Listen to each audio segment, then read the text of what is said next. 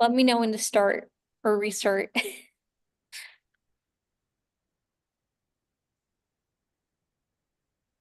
All right, everyone. We are here with Miriam Reza. She is the creative director of Live AI. So anything you see that looks good, it's because of her. And if it doesn't look good, it's not her. So um, she has a long history of building a lot of great looking designs, a lot of creative projects. She's been experienced in she has experience in Web3, AI, and fintech. She has her own company. It's a lot of good things. Those are just some kind of your high level details. Let's let Miriam introduce herself in detail, and then she will start this project, or not project, this workshop called The Art of the Pitch. So, Miriam, thank you for joining us. Hello, everyone. My name's Miriam, and this workshop is the art of the pitch, storytelling, and strategy for success.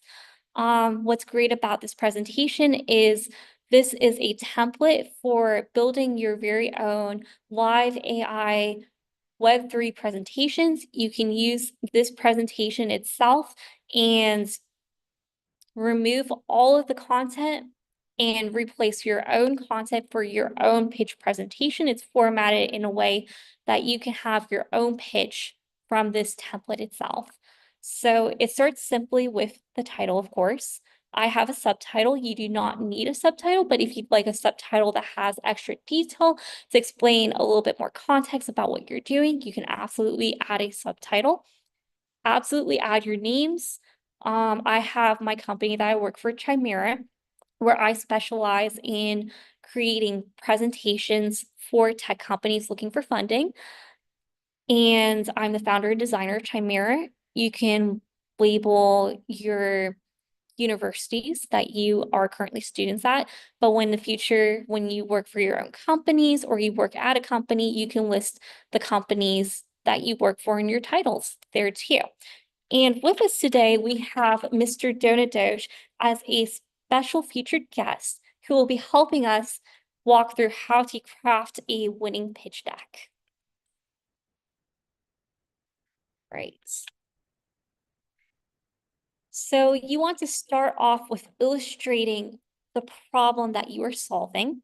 So for today's pitch deck, we will be solving the problem of new college grads lacking Donut Doge meme awareness, which is costing companies $2.3 billion per year in Web3 cultural meme adoption and onboarding training. Now, as I understand, it seems to me that there is an audience of new college grads that do not have an awareness of Donut Doge. And this has a monetary impact, which, with more context, as the second line should say context, shows that there is training and onboarding costs that need to be allocated for Web3 because of the lack of meme awareness. So with this simple formula, you can illustrate who your solution, who you are trying to help with your solution, what the main problem is, what is the impact, does not necessarily have to be a financial impact, it could be an emotional impact, and what is more context about that problem. This dives into why does your project matter? You want to focus on a pain point that your audience can relate to and build a project statement that identifies that clearly. With a project statements slide, I've seen often people put together a story with a real world example where I could say my friend Josh has not met Donut Doge and did not have any education on Donut Doge while he was in college. So then when he graduated and got a job in Web3, he had to spend extra months training in onboarding just to get that cultural meme awareness. That would be a narrative that I could tell and demonstrate how this has a real world impact and allows that to be allows that to be relevant as to why your problem needs to be solved. Of course, you would frame this as how it would be relevant to the problem that you are solving, but as it stands, I'm solving the problem of donor Doge not having awareness. After going through your problem and illustrating why that is a concern, you would then position yourself as to why you are building the ideal solution and how your solution brings value into what it is that your users need. So Chimera provides donor Doge introductions, which accelerate Web3 cultural adoption and reduces companies' needs for training and costs billions annually. So this is your project's value proposition. While your project's value proposition may encompass many different things and have many great features, you do want to focus on what is the one main thing that you want your users to understand about using your solution and have that summary sentence ready to go so that it is very clear, compelling, and easy to understand when you're giving your presentation, that it's accessible in just one sentence for your solution slide. You can dive deeper into the many different features and things that you are addressing into another slide later in the future, which we will talk about. But ideally, what is the one thing that you're solving and why is that the main focus? What is it that the users want to focus in on? And that is what your company will be ideally remembered for in your simple one sentence solution. When you present your projects, it's good to have an understanding of what is the overall market opportunity and how many people are affected, or how big of a population is affected, how many systems are affected, or what is the financial picture of how much money can this make. So right here, I have what is a TAM and SAM charts. A TAM is total addressable market, which I have the total addressable market as 15.3 billion for the toy, merch, and action figure market, which has been projected as of 2025. I am interested in a sliver of that where I'm looking into Web3 toys, merchant action figures, which I've estimated at 3.1 billion.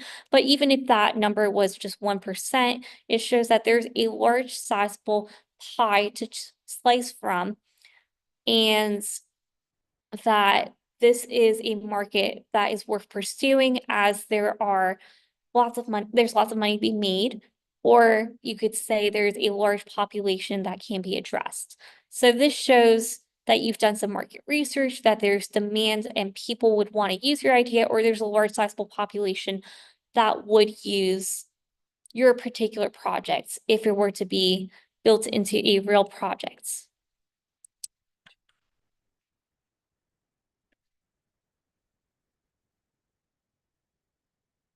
So it's very helpful to show how your project works. Here I have 3 still frames that show very simply that you would hold the donut on the donut Doge, hold the string, and the donut Doge would roll forward. That's a very simplified version of a demo slide, but for other ways that you can demonstrate your project and offering include you can have a video, or you could have a video recording of someone using your project or products that you are building. For your hackathon projects, I imagine many of you will be building web apps or other forms of applications. If you're familiar with Figma, you could do a live demo where you could walk the judges through how to walk through the interface, or you could even have a just live recording on Figma on how to use the interface. But this is your chance to create a personalized experience for your audience. If you have a model or a model where you could walk through judges each step by step, or have accompany them to demo your solution, they can get that interactive feel as to how to use your projects, and it would give them a chance to have that greater understanding on how it works, and maybe lead to even some profound insights as to why they could see that, how they could see it fitting into their lives if they were to adopt your solution in the future. And that helps to build that big picture awareness of, this is something that I could possibly use myself. So I don't expect for many of your hackathon projects to have a business model slide. And while this is not required for your hackathon projects, I think it would impress a lot of the judges if you were to think through how your projects will generate revenue or be a sustainable venture. Many ways to do this could include if you were to have a diagram or a chart that demonstrates how your business works or where the money would flow. If it is a multi-pronged approach with many different customers or stakeholders involved, you could also have the different offerings that you have. I would ideally recommend that you keep it simple. Ideally, anywhere from 2 to 5 is a good number. 3 is really the sweet spot, but you could have 2 different offerings that show a potentially freemium option or a more premium experience for users to then be able to feel like they have a choice in what kind of experience they have with your projects. Or if they are maybe a user who's more cost sensitive, they might opt for a lower cost option. Or if they are a user who really wants a personalized touch, they might opt for your higher cost, more premium solution. So right here, for my example, you can have a sweet Donut Doge experience for $10 a month, or you could have a premium experience of a delicious Donut Doge experience, and you can get VIP tickets to meet and greet Mr. Donut Doge. You can get a Donut Factory tour, which is not listed in the Sweet Donut Doge experience, and you're calling out the differences as to why they might want to upgrade, or maybe even convince them that they want to have more of that premium experience for the users who might feel so compelled and interested in the Donut Doge itself. So this slide, which is labeled traction, can also be thought as your timeline. This is your place to show the history behind how your project came to be, the milestones with your projects, and also the future projections that you see for your projects as well, if it were to be integrated into society. So with this slide, it starts out with how Donut Doge was first actually conceptualized and presented at a hackathon at Miami Hack Week. At the time, Donut Doge was a NFT minted on Solana and had a 2D image where, with the promise of anyone who had bought that NFT would get the actual 3D Donut Doge, which now currently exists here today. That 2D NFT is no longer available for purchase, but that does show some of the history behind the original Donut Doge. Donut Doge has had an appearance at Duke University in 2023 during the Duke Web3 conference at the NFT Gallery. Currently, Donut Doge is the mascot for Live AI 25 and currently is helping to present and give this talk right now. And in the future, we see Donut Doge having its own merch, toys, stickers, plushie, and being the #1 Web3 meme educator in the world. Or at least I would like to imagine that he could be. But this is your chance to make a promise as to what you envision your projects could be, or if it were to be adopted worldwide, what is the reach that you would want to have?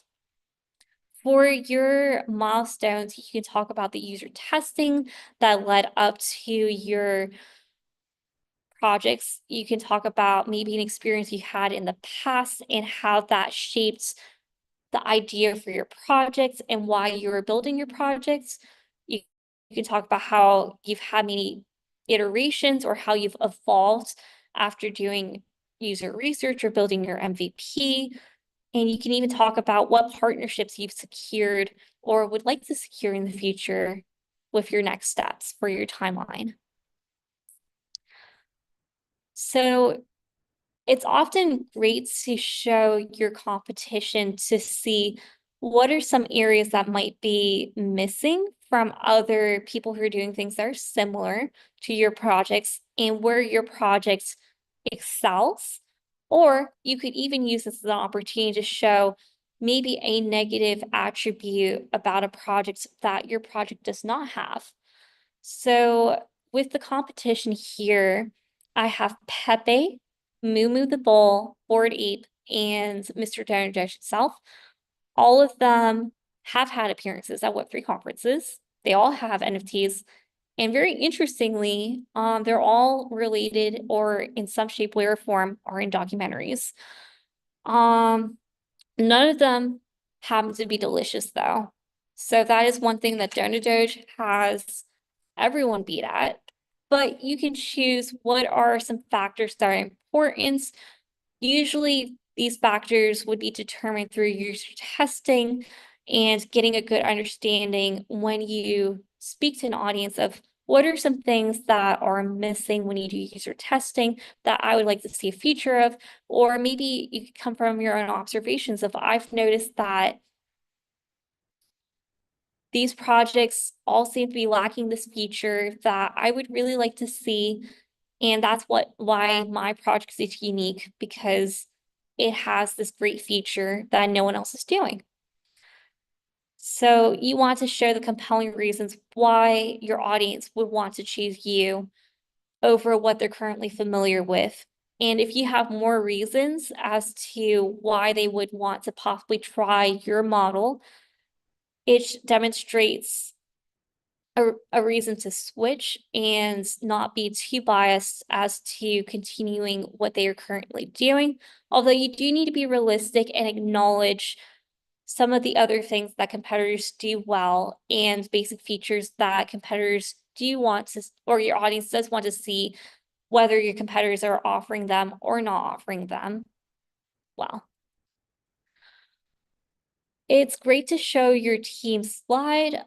For many projects beyond your hackathon, you can have your team member's name, their title, the company they work for, maybe even more credentials as to why they're affiliated with the project, and even the universities that they've studied at as credentials into why they are a great teammate and why they are qualified to be part of the team building that project. For your team slides, it would be important to include, of course, your names, what your role is in the project, and maybe you can talk about what past experience you've had briefly on how it relates to your project and why you were qualified to be part of this project and be a expert in the projects that you are working on. So right now, the team is comprised of Mr. Donut Doge, Money Donut Doge, Roland Donut Doge, and Color Donut Doge to represent different aspects of what would be a overall well-rounded team of having a founder, a development person, a financial officer, engineering person, creative director, UX UI person. Of course, depending on what your project is and your skills that you have, you would have different team members or different roles to accommodate for that. And to wrap up your pitch presentation, you want to end with what is your ask, or what do you want people to take away from your presentation? So from this, I am looking for partners and early adopters to help bring Donut Doge onboarding to the next generation of Web3 talents. You can join us tomorrow at Duke University and take a selfie with Mr. Donut Doge himself. You want to make sure that your ask is clear and compelling so that people can take action, and also include a way for people to reach out and connect with you in the future if they were to see your presentation or slide deck and maybe have questions where they would want to follow up with you or partner with you. So if you have any questions, please feel free to send me an email at amiriamreza@gmail.com. You can visit my website, connect with me on LinkedIn, and thank you for joining the presentation today. Do we have any questions? Scotty, are you on? I'm going to see if I can also access the chat. Hello, am I audible? Hello. Okay, so it's just a small request that it would be great if you shared this presentation with us because uh, with us we have some other teams who are right now not with us in the room. So it would be great to explain them the same thing with this presentation. Absolutely, yes. We will be posting the presentation on Discord, and we will also be sharing this via email so that you can all reference this for building your own projects. Thank you so much. Thank you so much. Of course.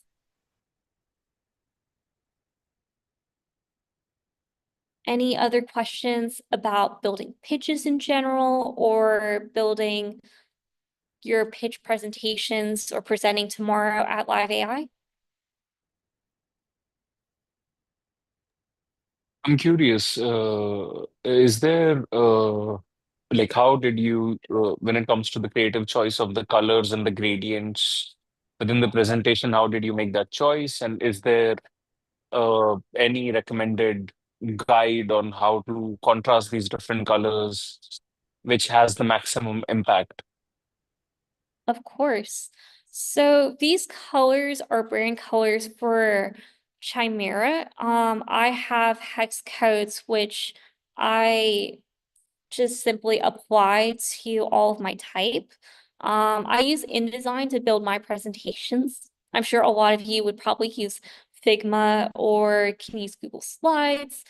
What I like to do when I build presentations is I like to have a first slide where I have the title, the text size, and maybe subheadings, text size roughly all the same size, and I'll copy and paste when I build that so that there's a sense of visual hierarchy where the title of the slide is the largest, most prominent, is in the same spot when I copy and paste my slides. Having the nuances of visual hierarchy and placement is typically a practice of good design, but that's something that's very helpful in the small details of when you're creating your own presentations, when things are in the same place visually, it's very helpful to have a understanding as to where to look and a subconscious feel of this is how things should be for the presentation. I have a good understanding of like where to look on the ordering of things. So it starts off with your title on top, context, and some finer notes. So throughout this whole presentation, I've included all the finer notes in Chimera's blue color. So those include all your hints as to just fine notes for when you're creating your presentation slides. The pink and purple text represent pieces that can be swapped out for your problem statements and your solution slide. You don't need to spell out and have the word solution, impact, or value written out. You can simply just have your problem statement. But if you want to highlight that, it's another way to have a visual cue to show this is very explicitly what the solution is. So you're more than welcome to copy and paste exactly this format if you'd like to, but you're not limited in needing to do that. Did that answer the question fully? Oh, yes, it did. Thank you. Thank you so much. And these are, of course, all examples of different ways you can lay out your slides. You can be creative with it if that's something that you have time for or you have a visual eye for. But very simply, it's always best to go simple when possible and have the information directly and bluntly written out. As much as we would like to imagine that people can understand what we're saying, sometimes spelling it out makes it very clear, concise, and easy for people to have an understanding as to the sequencing or what it is that they are looking at to make sense of the projects. So having the title very clearly explaining this is the timeline, this is the competition, very clearly and compellingly spells out what it is that I'm looking at.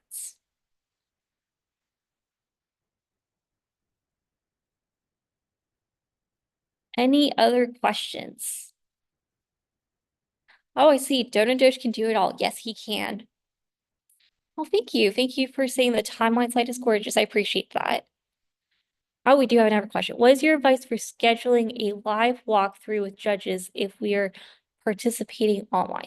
For online participants, we won't have a live walkthrough. You will be doing a video submission. So with that in mind, you can maybe even think of like some hypothetical questions that judges may have if you were possibly like imagining yourself being in person. So you could think about like if a judge asks, oh, I want a customized experience, or I might run into a roadblock where I don't know what to choose. You can run through that scenario hypothetically and walk through what actions they might take for your projects. So while it is a video demo recording, you can kind of logically walk through what it is that someone might be thinking when they are going through your projects, or maybe some of the pain points that they are encountering at each step. So I know while that won't quite be the same experience, I hope that makes sense. Awesome. All right. Can I just have one last question before we end this, Of if you don't course. mind? Okay, so what all things are really important to which are really important to get mentioned in the video? Like, what are the integral parts which are very important, which needs to get mentioned in the video, like the demo, the team. Apart from these points, what else can be added? And as per mentioned in the document that we got, the video should have a narration or a storytelling perspective to it. So can you suggest us some ways how can we add that to it in a short time span? Of course. So your story comes from your problem statement that you're solving. When you are going through your problem, you can talk about the story behind the user, of the frustrations they are experiencing, of where they currently are, and illustrate to talk through what is the current situation. And with your solution, you can say, paint the picture of how their lives are improved and how their lives were solved from your solution. So that is your problem and solution will build the story together. You can create a persona for that storytelling components. You could have like a slide before even the problem statement, which shows like that story. And I've seen that in many decks or presentations. It will illustrate a character that you'll follow of like what is his reality, and then at the very end of the presentation his life is solved. So that's one way that you could do a story. There's no right or wrong way to do it, but ideally you want to be able to demonstrate the impacts with that storytelling. Your storytelling is also how you deliver your presentation as well, and if you're being clear and compelling with that, when you have your video demo, that's also part of your storytelling as well, of showing how you're going through the demo. So those are all parts and pieces of the storytelling. Things that would be crucial is it's important to understand what is the problem that you're solving. So I highly recommend having a problem statement slide, because that is something I've seen in almost every pitch deck that I've ever worked on or seen presented live, is if very clearly illustrates what is the problem. It doesn't have to say problem statements, but I've seen a lot of them spell that out. Or it's gone through the story of, this is the story of John, and this is where he's struggling, and he doesn't have this app that he really needs in his life. So that's something that I've seen as an essential, crucial part of there is often a solution that you're building because there's something missing in the world, or someone is having a frustration, or there's a pain point, and there's a better way to do something. And that's, of course, why you're building your hackathon projects. And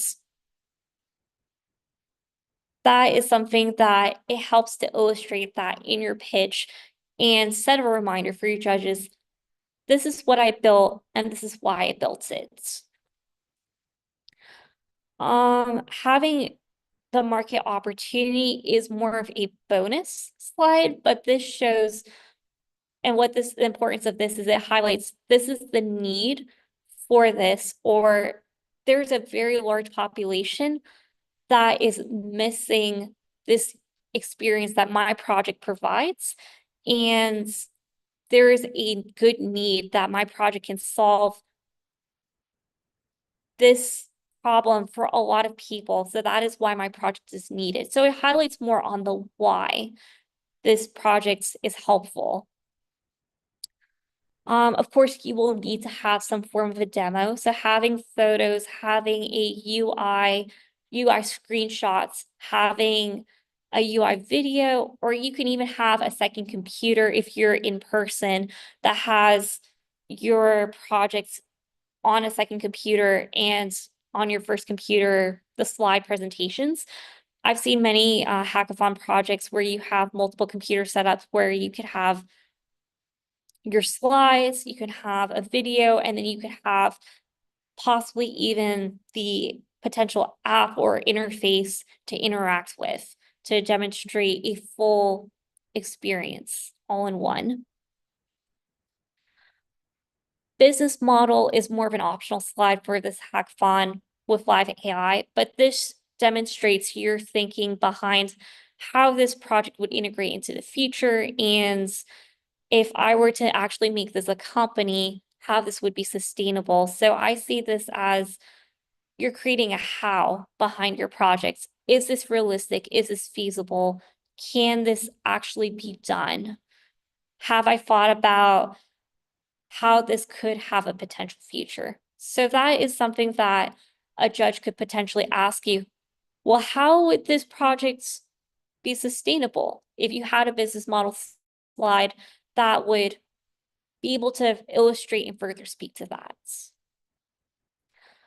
And with a timeline, while I know a lot of these hackathon projects are being built over this weekend, you can start your timeline of, I've had this problem for years. I've had or encountered this issue and have not had a solution to it.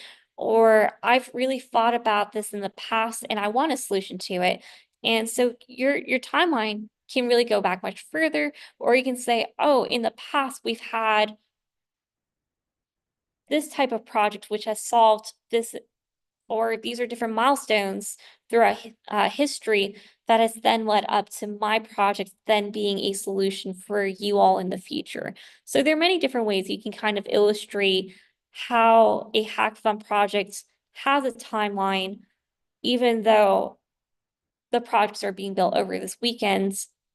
The problems that surfaced from building those hackathon projects, many of those problems have surfaced much longer before the projects even existed and before this weekend. With competition, this is something that I see, it does not need to be nearly as elaborate, but this shows critical thinking of you have thought through why your project is an ideal solution. And you thought about considerations of, oh, I'm not just rebuilding something that already exists. I thought about building a solution that is unique and new. When you do market research or when you think of a new idea, it's helpful and important to check that you are building something that doesn't currently exist. And that's what this competition slide illustrates of. This is not something that's currently existed, and this then highlights that the need for my projects for my audience. And then your team, of course, is to highlight your team, because that is something that you want to celebrate with your hackathon projects.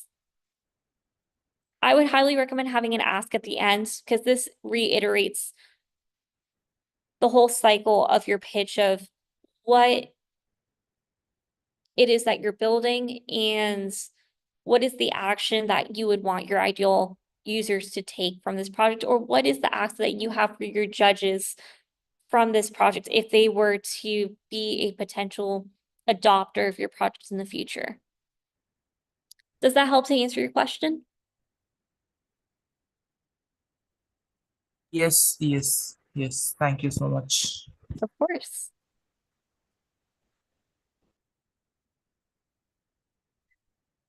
And of course, you can add in other relevant context slides as you feel is necessary for your pitch. You can have multiple slides that can cover your demo or multiple slides that can cover the problem. It doesn't have to follow this exact format.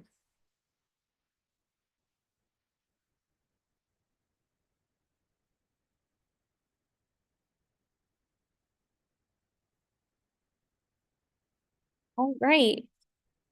Well, thank you so much for joining today. I hope this talk was insightful. And as mentioned, we will be posting this on Discord and sending this via email. All right. Mr. Donadoge wishes you the best with all your projects, and he's super excited for everyone at Duke to come and meet him. For everyone at Harvard, we are sorry that Mr. Donadoge cannot make an appearance there. And globally, Mr. Donadoge says good morning, good night, no matter where you are located in the world. All right. Thanks for joining, everyone. Thank you. Thank you.